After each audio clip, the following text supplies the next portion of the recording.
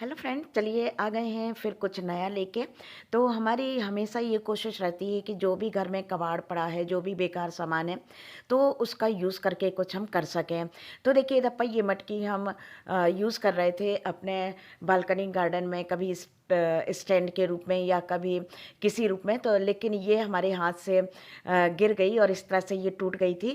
तो इसको कुछ इस तरह से हमने, जो इसका ऊपर वाला पोर्शन था, तो इसको कुछ इस तरह से निकाल के अलग कर दिया था, जिससे कि एक शेप जो है, जो प्रॉपर शेप है, हमको मिल जाए। तो इस तरह से देखिए धीरे धीरे हमने इसमें करके ऊपर का पोर्शन जो है तो पूरा निकाल दिया था। इसके बाद करने जा रहे हैं मोज़ेक आर्ट। तो इधर पर देखिए सबसे पहले इस पर कुछ नहीं किया, जो बना था जैसा बना था उसको वैसे ही रहने दिया है। सिर्फ क्राफ्ट मिरर से इसमें कुछ डिज़ाइन बनाई है, चाहे जैसी डिज़ाइन आप बना लीजिए। और इस तरह से पूरी इसमें डिज़ाइन बना ली थी और बनाने में काफ़ी मज़ा आया था, क्योंकि इसमें बहुत सारे ब्रश, बहुत सारा कलर, ये सब कुछ नहीं लेना था। सिंपल सा बस इसमें मिरर चिपकाने थे और कुछ ज़्यादा इसमें नहीं करना था, और वॉल पुट्टी का इसमें यूज़ करना था। तो काफ़ी मज़ा आया और बैठे बैठे बातों ही बातों में कुछ इस तरह से हमारा जो डीआईवाई है तो वो बन गया।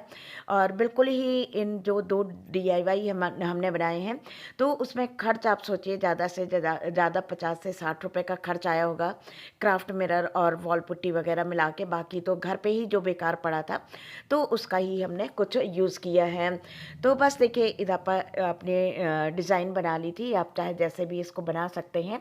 इसके बाद देखिए इधर पर ली है वॉल पुट्टी और पानी लिया है, इसके अलावा कुछ नहीं था। बस इसको अच्छे से मिक्स कर लेना है। बस ये ध्यान रखिए कि इसमें गुलटियाँ वगैरह बिल्कुल भी ना पड़े। और थोड़ा सा वाइट कलर का एक्रेलिक कलर हमने यूज़ किया है। आपको यदि कोई और कलर यूज़ करना है तो आप इसमें कोई और कलर भी यूज़ करके अपनी मटकी को कलरफुल बना सकते हैं।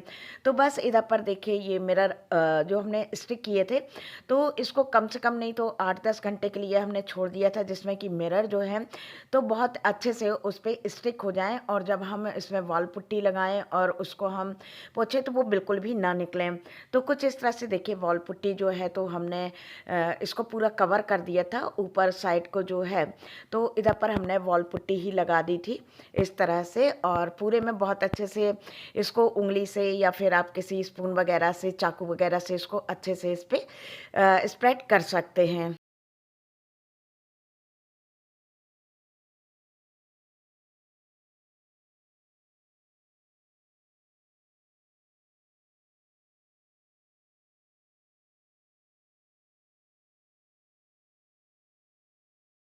पे वॉल पुट्टी लगाने के बाद इसको कम से कम 3-4 घंटे के लिए हमने छोड़ दिया था।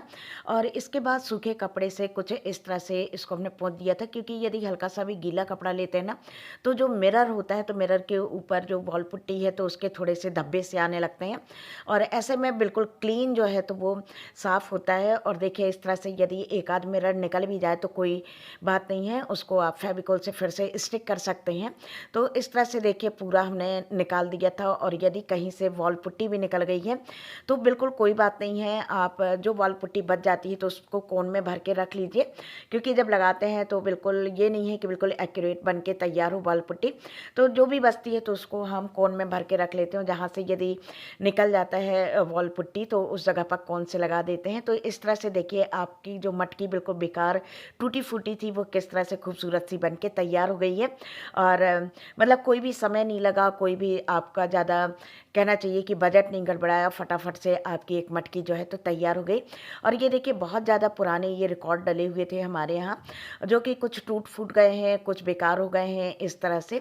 तो इनके ऊपर भी कुछ बनाने की सोच रहे थे, तो इस पे भी हमने कुछ मोज़ेक आर्ट ही किया है। और ये देखिए जो ये वाला मिरर है तो ये भी किसी चीज़ में से निकला हुआ था।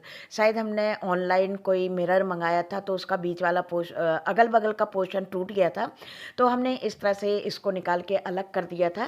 तो देखिए इधर पर सबसे पहले हमने फेविकोल लगा लिया है और इधर पर इसको स्टिक कर देंगे।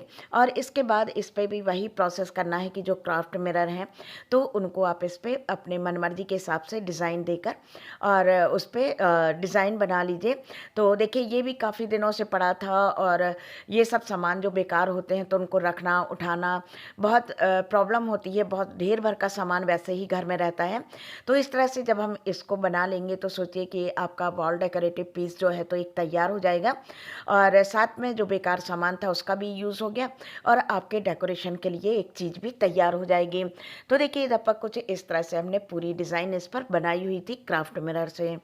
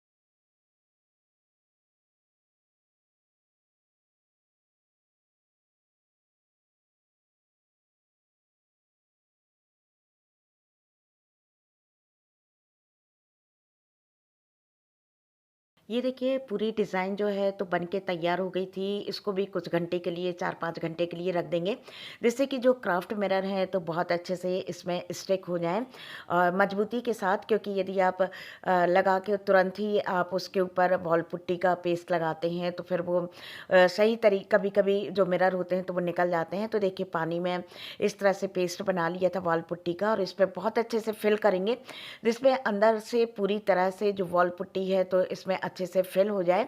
इस तरह से देखिए आपको लगा देना है, और इसको आप चाकू से या फिर कोई कार्ड वगैरह हो तो उससे भी आप इस पे फैलाकर और आराम से इसको लगा सकते हैं।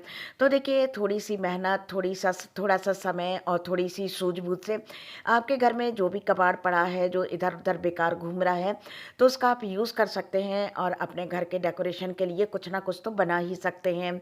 और बाहर से भी हमको खरीदने की ज़रूरत नहीं पड़ेगी, और घर पे ही काफ़ी कुछ आप सुंदर से सुंदर चीज़ें बना के तैयार कर सकते हैं, और अपनी दीवारों को, अपने किसी भी एरिया को बहुत अच्छे से आप सजा के रख सकते हैं। तो कोई ज़्यादा समय नहीं लगा, लेकिन देखिए फटाफट से आपका जो सामान भी इधर-उधर पड़ा हुआ था, जिसको रखना, उठाना, इधर से उधर करना, काफ़ी कुछ प्रॉब्लम होती है, तो उस सामान का यूज़ भी हो गया, और साथ में आपके जो डेकोरेटिव पीस हैं तो वो बन के तैयार हो गए हैं। अब जहाँ मनमर्जी आए वहाँ आप इनको अपना सजा सकते हैं।